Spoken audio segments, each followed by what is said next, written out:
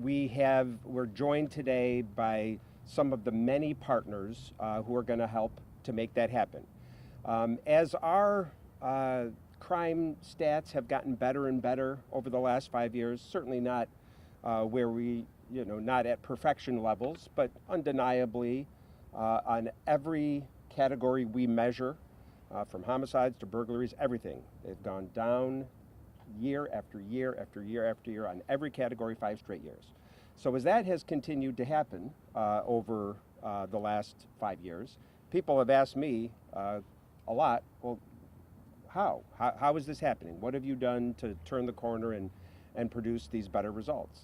And I always say, well, it's because we have a plan and we have partners. We've talked about the plan hundreds of times over the last 5 years at hundreds of different news conferences, so we're not going to linger on that today. Everyone knows what the plan is, and it appears that it's working, even today. This time last year to this time this year, homicides are down yet more, 20% lower again. And of course, they were lower the year before and the year before the year before. So we've talked about the plan, and the plan appears to be working. We haven't had as much of an opportunity to hear from the partners. If it's about partners and plans, we want to emphasize our partners, because without their work, we wouldn't be seeing the success that we've seen. So today is about these partners, and in particular what our partners are going to do to activate and to bring positive opportunities and experiences to young people. We're going to have summer festivals and parades in every neighborhood in Toledo, 70 different summer program offerings. And again, sure, sports, but it's not just sports. It's everything from urban farming to podcasting, anything that would be positive in the life of a young person, we're offering it. We're going to have 40 different concerts in the city parks. Obviously, things like Party in the Park, but also the Levitt Block Series, things like that. 5 city pools and new splash pads opening, movie nights. I mean, we are activating our public spaces, and we're activating our programming for our young people. That appears, you look at the stats, that appears to be working, and that's what we want to continue to do. So we've talked about the plan a lot, and we're excited by the results we've seen from our plan. We want to hear from our partners. So we have a long list of partners that we want to get to, and I want to turn it over next to the councilman. I guess it doesn't quite represent this district, but he is such a leader on public safety and other youth initiatives. It is Councilman John Hobbs. Thank you, Mayor. Thank the mayor, and I want to thank our administration for everything that they've done to help our children, help our community with public safety. I want to thank our Council President Venice Williams, in whose district I stand, in big shoes I am filling today. Also, Councilwoman McPherson, who is here, who led last year for our council and our administration to get $1 million out for youth programming on last summer. Today, I want to emphasize a simple truth. Safety begins at home. It starts with parents, guardians, staying engaged, knowing where their children are, who they're with, and helping guide their everyday choices. But safety doesn't stop at the front doors. It extends into neighborhoods. Our neighborhoods are so important. We all have a role to play, checking in on neighbors, looking out for one another. Staying connected to our community makes it safer and stronger. When I was growing up, if I was down the street, Ms. Johnson looking out the door, I better be doing what I was supposed to do, because she would tell my mom or tell my dad.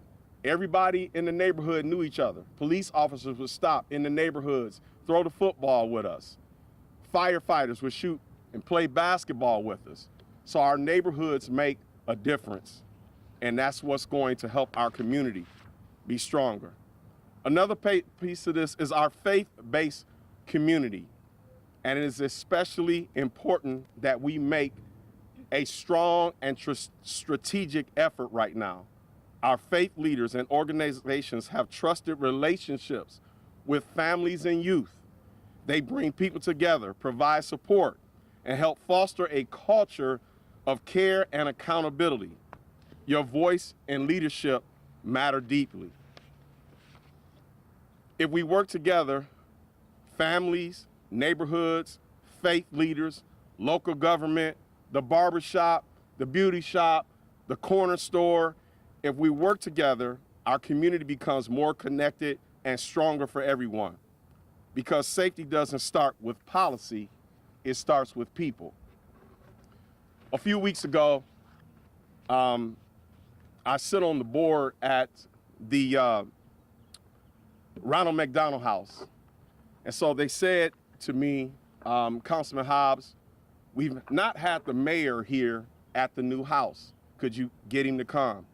And so I reached out to the mayor and asked him would he come to the Ronald McDonald House so we could show him what we're doing in the community and help these families from all over America. And we're putting on our best, doing our best foot forward. And I look around and the mayor's behind us. And he's engaged with this little girl. This little girl who's probably going through one of the worst times in her life. Her mother, her family, they're there. And the mayor's waving at her and she's waving back.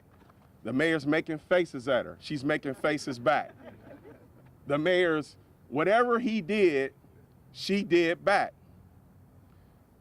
So the mayor decides that he's going to go over and get closer and engage this young lady. As you know, the mayor, he's a tall man, this little girl. And so there's a distance, but as he starts to get closer, she starts to back up a little bit towards her mom. And then the mayor, and so she's kind of peeking behind her mom and looking.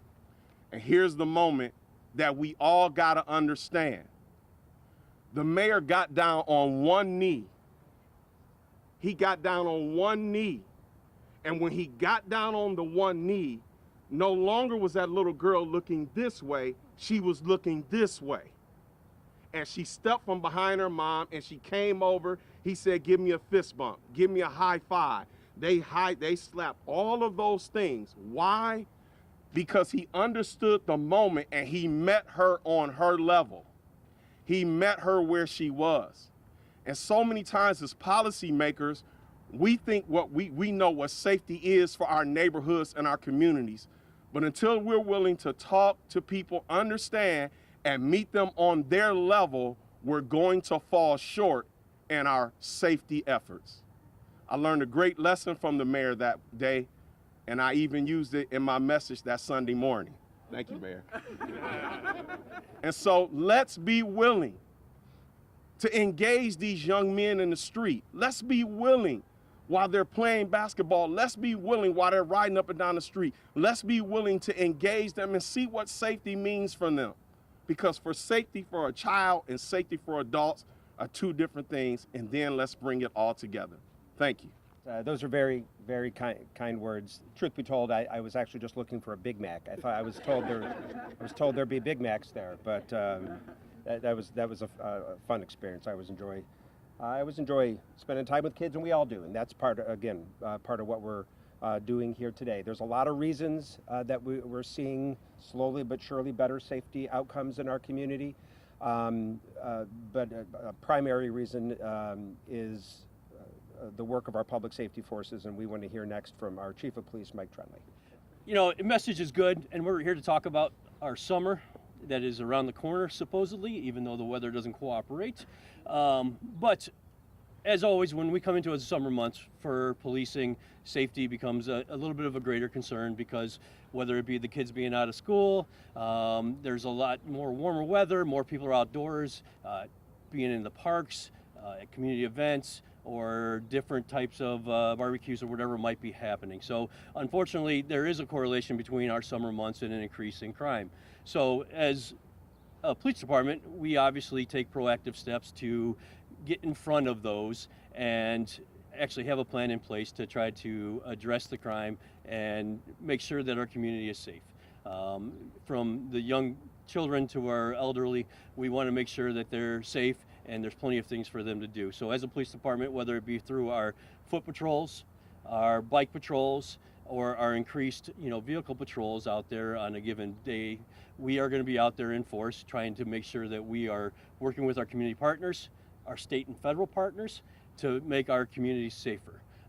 As we know, last year around the 4th of July, unfortunately, was a particular violent time in our city. So we are actively managing that situation and looking at plans to make sure that we don't have a repeat of that, and that we are going to do everything we can to make our community safe. For kids, there's plenty of things for them to do during the summer.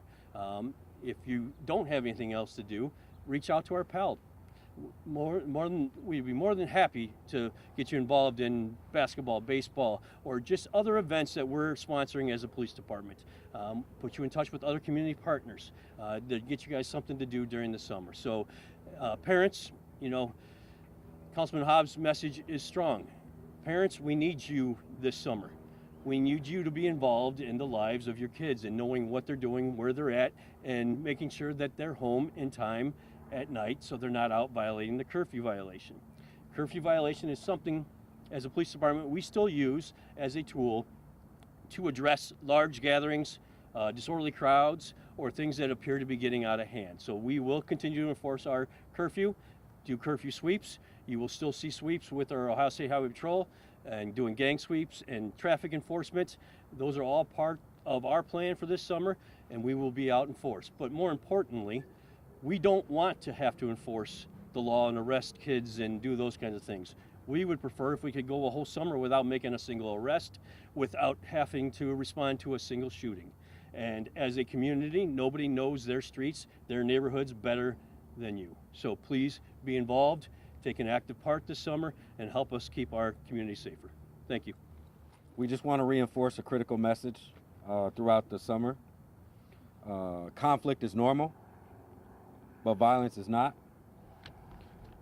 We remain committed to our core mission and values through direct services, support, mentorship, life coaching, conflict management, restorative justice, case management, and access to opportunities. These programs are designed to meet individuals where they are, just like Councilman Hobbs said. De-escalate conflict and provide pathways towards stability and success. Year to date, we have completed 35 coordinated responses to incidents of violence, including gun violence within the city of Toledo, helping decrease the likelihood of retaliation and additional violence from those incidents. We've completed 20 conflict management interventions that aim to prevent additional conflict from escalating into violence through restorative justice circles, mediations with families, mediations with students, mediations with community members. We aim to replace all of the risk factors and underlying barriers that our community members and our young people have by providing them with access to job opportunities, mental health resources, mentorship, and conflict resolution skills. Over the summer, our youth, our families are going to gain more access to unstructured time.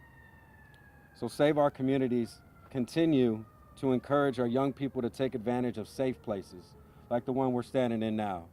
All of our parks, our pools, our recreation centers. Let's utilize those spaces to make sure we're engaging in pro-social activities. And yes, we would also like to encourage the parents to be present during those times as well. These environments offer positive alternatives to foster connection, mentorship, and growth while reducing exposure to violence and unsafe situations. In addition, to bolster these opportunities, Save Our Community has planned several outreach events. Through the entire month of July, we will be present at all of the public pools, offering community outreach barbecue events with additional activities in those pools over the summer months. Unfortunately, last year we saw a violent 4th of July weekend. So I'm asking the community and all of our partners to be present at our first ever ceasefire event, where we're going to promote peace and reduce pain. So on July 2nd, from 2 p.m. to 6 p.m. at the Glass City Metro Park under the picnic shelter, we encourage our community to join and enjoy a safe, fun activity with your family, and get this message out to promote peace and reduce pain. Thank you. The reality is that in Toledo, Ohio today, on May 20th of 2026, we've had as many traffic fatalities as we've had homicides, the exact same number. There's not as much conversation and focus, I don't think, on that second kind of safety. There are ways from an urban design standpoint that you can achieve slower traffic through the way you design a neighborhood, the way you plant trees, the way that you build a neighborhood. And so slowing cars, calming traffic, things of that nature, which provides a different type of safety, is just as important to us. And we're going to hear more from that from our next speaker, Stephanie Bartlett, who's our Commissioner of Traffic Management. Good afternoon. As we head into the summer months, we know children and families will be spending more time outside, walking, biking, riding scooters, and enjoying their neighborhoods. This also means we need to be more aware and more intentional about traffic and pedestrian safety. Adults play a big role in modeling good behavior. When we follow safe pedestrian habits, kids are more likely to do the same.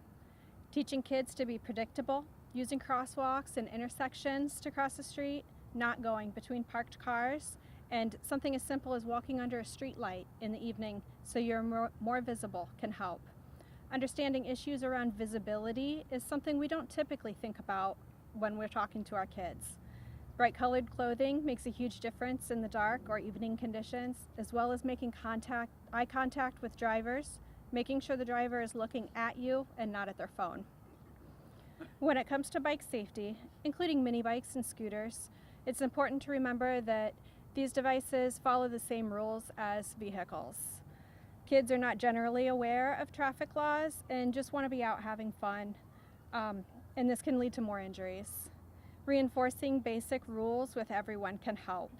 You should ride in the same direction as traffic and always obey the stop signs and traffic signals. Being aware of your surroundings, and especially at driveways and intersections. The reality is that these bike and pedestrian crashes can have devastating consequences. Last year, we saw 7 pedestrian and bike crashes that resulted in a serious injury or a fatality.